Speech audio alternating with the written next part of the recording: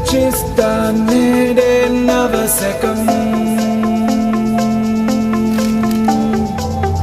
నినదిస్తా నిత్యం జనహితం నలు పెరుగని సేవే అభిమతం కష్టం ఏదైనా సమ్మతం భరత్ అనే నేను హామీ ఇస్తున్నాను